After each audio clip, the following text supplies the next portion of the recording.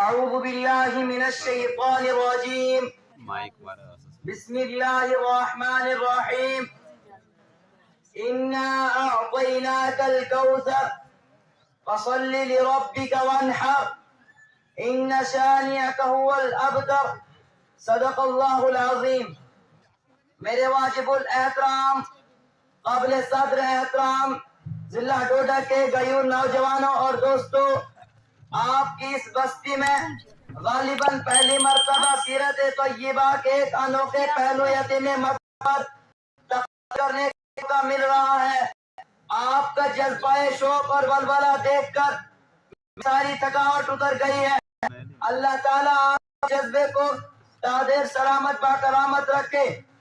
میرے بھائیوں، مسلمانوں کا یہ ایمان ہے کہ دنیا میں رسول اللہ صلی اللہ علیہ وسلم سے بہتر کسی کا مقام نہیں. آپ کا بھی یہی عقیدہ ہے.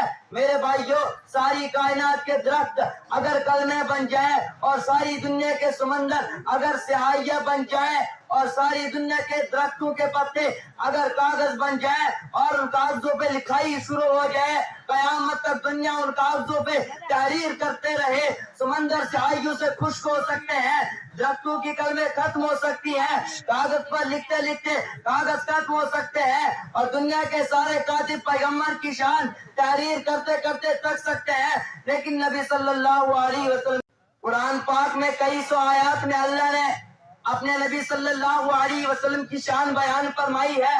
میرے بھائیوں، حضور صلی اللہ علیہ وسلم کا درجہ کتنا بلند تھا.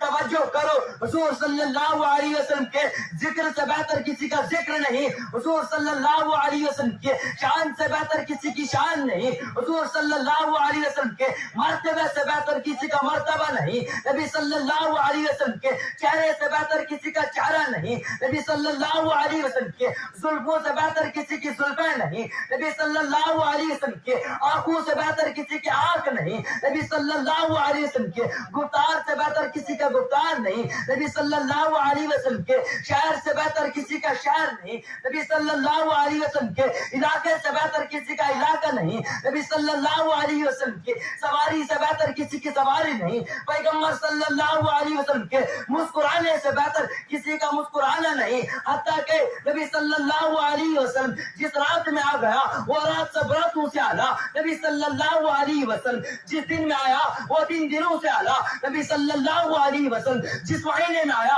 وہ مہینہ مہینوں سے اعلیٰ. نبی صلی اللہ علیہ وسلم کے چہرے پہ جو پسینہ آیا وہ پسینہ پسینوں سے اعلیٰ. نبی صلی اللہ علیہ وسلم جس زمانے میں آیا وہ زمانہ زمانوں سے اعلیٰ. حتیٰ کہ نبی صلی اللہ علیہ وسلم نے جس پتھر پر قدم رکھا وہ پتھر سے پتھروں سے اعلیٰ. نبی صلی اللہ علیہ وسلم کی شان کا مقابلہ کوئی نہیں کر سکتا. نبی بے مثال ہے.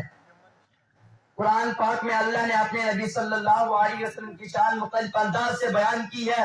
قرآن نے کہا اِنَّا أَعْطَيْنَاكَ الْكَوْثَرَ، اے پیغمبر ہم نے تجھے حوض کوثر عطا کیا. یہ آیت کب اتری؟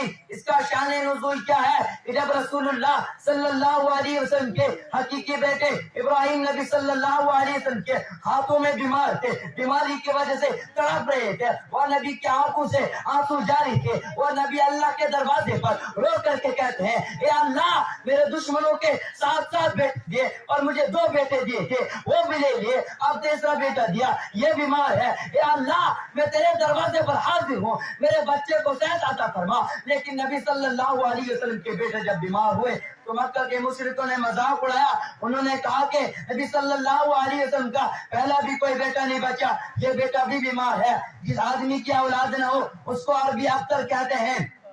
ابتر کے معنی ہے بے اولاد، یعنی جس آدمی کی اولاد نہ ہو اسے ابتر کہتے ہیں. تو لوگ کہتے ہیں کہ محمد رسول صلی اللہ علیہ وسلم کے اولاد کوئی نہیں ہے، اس کا لڑکا کوئی نہیں ہے. اور جب ایک ہی لڑکا بچا وہ بھی بیمار ہو گئے تو نبی پریشان ہو گئے. اس پریشانی کو دور کرنے کے لیے قرآن کیا ہے اتری؟ کیا کہا اللہ نے؟ فرمایا اِنَّا أَعْطَيْنَاكَ الْكَوْثَرَ، اے پیغمبر ہم نے تجھے کوثر عطا کیا. فَصَلِّ لِرَبِّكَ وَانْحَرْ، اے پیغمبر تو اللہ کی نماز پڑھ اور قربانی کر. إِنَّ شَانِئَكَ هُوَ الْأَبْتَرُ، اور تیرا جو دشمن ہوگا اس کی اولاد کوئی نہیں ہوگی. اس پر غور کرو.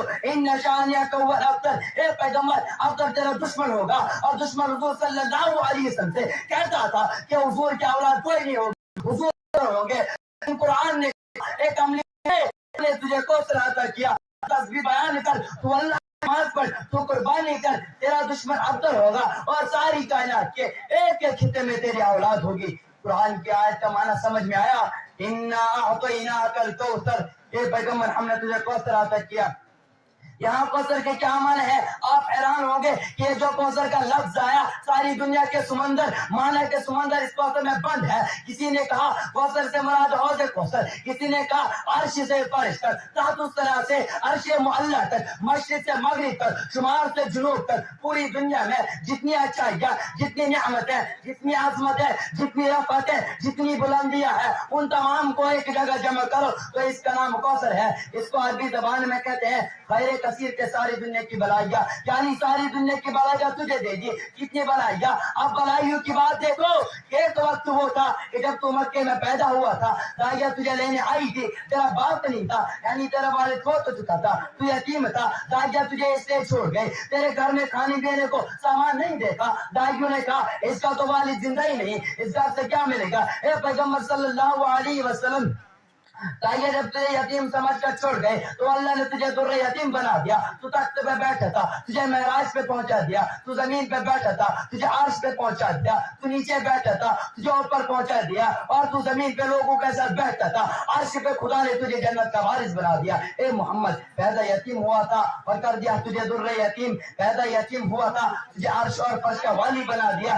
یہی ہے معنی انا اعطیناک الکوثر، اے پیغمبر ہم نے تجھے کوثر عطا کی، رفعت عطا کی، بلندی عطا کی۔ اے پیغمبر صلی اللہ علیہ وسلم، تو نے ہاتھ اٹھایا، ابو ہریرہ کی ماں کو ہدایت دی، تو نے انگلی اٹھائی، چاند کے ٹکڑے کر دیے۔ اے پیغمبر صلی اللہ علیہ وسلم، تو نے لعاب لگایا، صدیق کے قدم مبارک ٹھیک ہوئے، تو نے لعاب لگایا، علی کی آنکھیں ٹھیک ہو گئی۔ اے پیغمبر صلی اللہ علیہ وسلم، تو لعاب کنویں میں ڈالتا ہے تو کنواں میٹھا ہوتا ہے، تو لعاب 300 آدمی کے کھانے میں ڈالتا ہے تو وہ کھانا 3000 آدمیوں کو کافی ہو جاتا تھا۔ اے پیغمبر صلی اللہ علیہ وسلم، تو نماز کے لیے کھڑا ہوتا ہے تو سورج ٹھہر جاتا ہے۔ اے پیغمبر صلی اللہ علیہ وسلم، تیرے قدم بے مثال، تیرے ہاتھ بے مثال، تیری نظریں بے مثال، تیری زلفیں بے مثال، تیرا اخلاق بے مثال، تیرا کردار بے مثال، تیرا علم بے مثال۔ اے پیغمبر صلی اللہ علیہ وسلم، تیرا علم بے مثال۔ کیسے بے مثال؟ میرے پیغمبر صلی اللہ علیہ وسلم کے علم نے دماغ روشن کر دیے، میرے پیغمبر صلی اللہ علیہ وسلم کے